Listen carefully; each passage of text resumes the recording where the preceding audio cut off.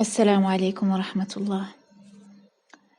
Sayyiduna Ali ibn Abi Talib radiyallahu anhu warda, nous rapporte que le prophète sallallahu alayhi wa sallam a dit Ala innaha satakuna fitan. Ala innaha satakuna fitan. Fitan kathira. Arrivera une époque où il y aura beaucoup de troubles, de mensonges, de subversions, de corruption, de bouleversements, de désordres, de chamboulements, de perturbations, de changements, de renversements de situations. En arabe, on dit fitan pour dire tout ça et plus encore. Et Sayyidina Ali de demander et comment pourrons-nous sortir de cette fitan? Nabi al-Karim sallallahu alayhi wa sallam de répondre Lam yajid makhrajan min hadha al-fitan illa hadha al-hadith illa al-kitabullah tabaraka wa ta'ala. Vous ne trouverez d'issue à cette époque de fitan que dans ou par le livre d'Allah, que par le Coran. Ala innaha satakuna fitan. قلت وما المخرج منها يا رسول الله قال كتاب الله تبارك وتعالى فيه نبأ من ما كان قبله. On y trouve des nouvelles de ce qui a pu se passer par le passé. وخبر ما كان بعدكم. On y trouve des informations sur ce qui va se passer après vous. وحكم ما كان بينكم. Et un moyen de juger ce qui se passe entre vous au présent. Et le hadith de poursuivre en citant 20 qualités en tout du Coran qui vont permettre de sortir de cette fitan, Inch'Allah. Nous prendrons, Inch'Allah, le temps de faire un rappel dessus durant une soirée spéciale. Nous sommes dimanche 10, 3 Jumada Thani, subhanallah. Bismillah. Bismillah, Bismillah.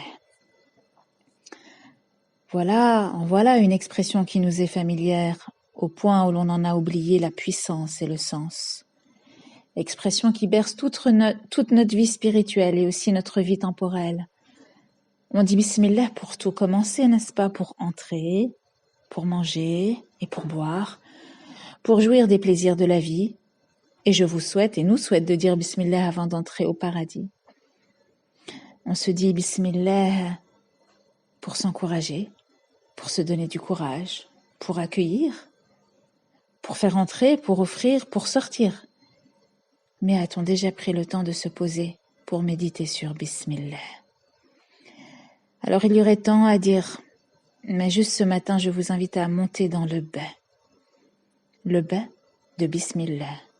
Le ba, première lettre du mot Bismillah, la lettre ba, qui en arabe se dessine comme une barque. Monte ma sœur, embarque dans le ba. Dans le Bismillah, embarque et laisse-toi porter par les mots d'Allah. Ismallah, monte dans le bain pour écouter Ismallah. Ce matin, avant d'écouter la parole, je vais te raconter 2 histoires. Avant d'écouter la parole d'Allah, je vais te raconter 2 histoires à méditer.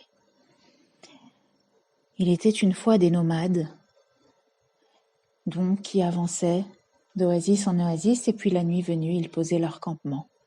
Et alors qu'ils arrivent une nuit à une oasis pour poser leur campement, ils entendent une voix et voient une lumière. Tout le monde entend la voix et tout le monde voit la lumière.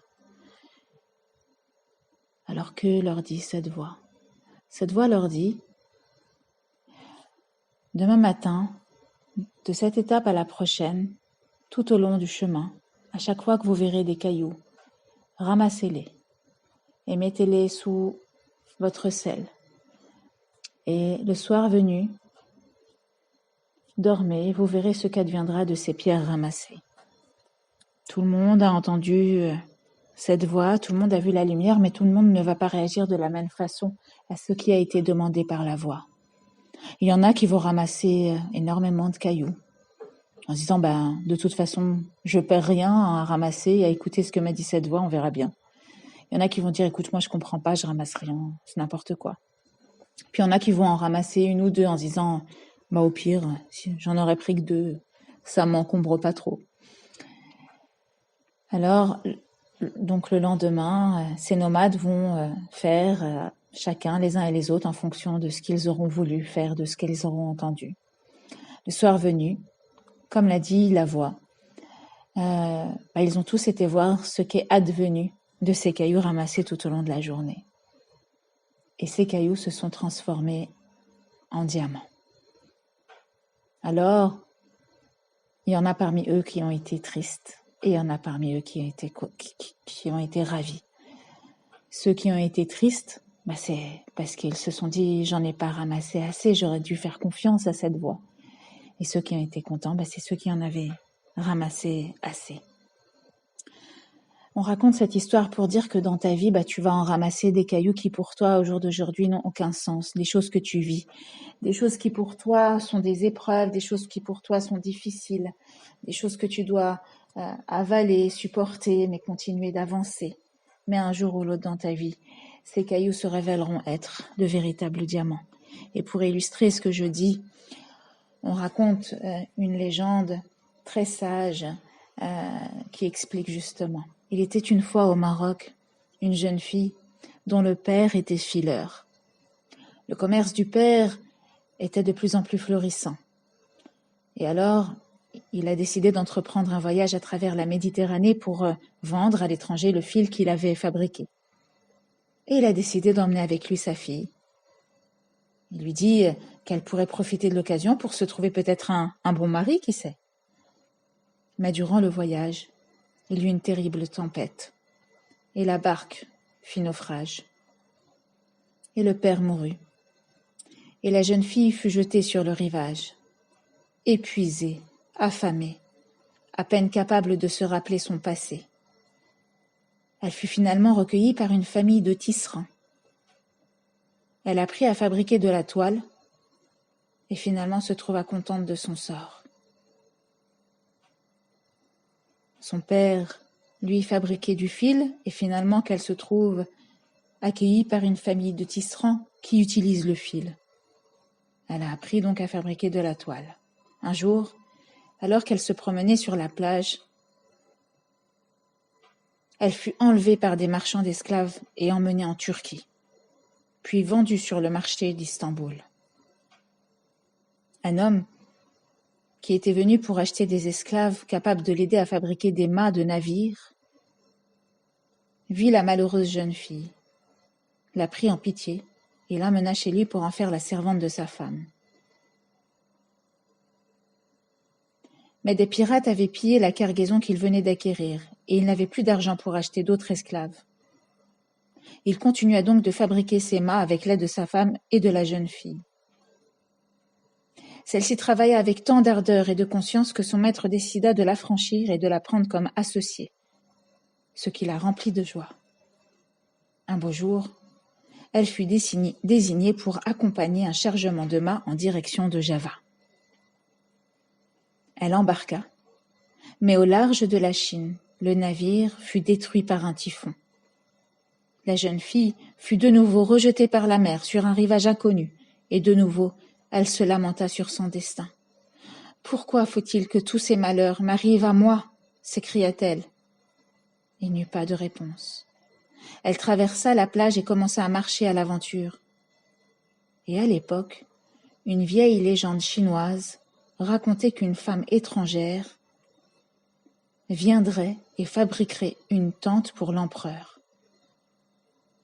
Personne en Chine ne savait construire une tente, et les générations successives s'interrogeaient sur le sens de la prédiction. Une fois par an, l'empereur envoyait des émissaires dans tous les pays afin qu'ils ramènent au palais les jeunes femmes étrangères. Cette année-là, les émissaires trouvèrent la naufragée et la conduisirent devant l'empereur. Un interprète lui demanda si elle savait construire une tente. Et elle de répondre « Il me semble que oui ». Elle demanda de la corde, mais les Chinois n'en avaient pas. Se souvenant de son enfance et du métier de son père, elle demanda de la soie, et elle en fit une corde solide. Elle demanda de la toile épaisse, mais les Chinois n'en avaient pas. Se souvenant de sa vie au milieu des tisserands, elle tissa la toile épaisse dont elle avait besoin. Elle demanda des piquets de bois, mais les Chinois n'en avaient pas. Se souvenant de sa vie avec le fabricant de mâts, elle confectionna des piquets de tente. Ensuite, elle essaya de se rappeler à quoi ressemblaient les tentes qu'elle avait vues dans sa vie, et ainsi, elle monta une tente. L'empereur admiratif, ravi que la prophétie ancienne se soit enfin accomplie, lui offrit de réaliser tous ses vœux. Elle épousa un beau prince et resta en Chine, où elle connut une longue vie heureuse entourée de ses nombreux enfants. Elle comprit que tous les événements tragiques qu'elle avait vécus avaient un sens et qu'ils avaient finalement contribué à son bonheur. Tout est fait divinement dans notre quotidien, mes sœurs, pour nous rappeler notre fragilité, nos déficiences et notre besoin incommensurable de Dieu. La jeune fille de cette histoire a su, elle, découvrir la signification de son existence mouvementée. Elle s'est montrée attentive aux grands desseins que cachaient les épreuves successives de sa vie. Même s'il n'est pas toujours facile pour nous de comprendre ce qui nous arrive dans une perspective d'ensemble, c'est pourtant l'effort qu'il nous faudra faire au quotidien. Car le bonheur ici-bas est non seulement un phénomène passif dans l'acceptation du décret divin, mais aussi et surtout un phénomène actif qui consiste à chercher et identifier la puissance de Dieu dans nos vies pour lui manifester toute notre gratitude.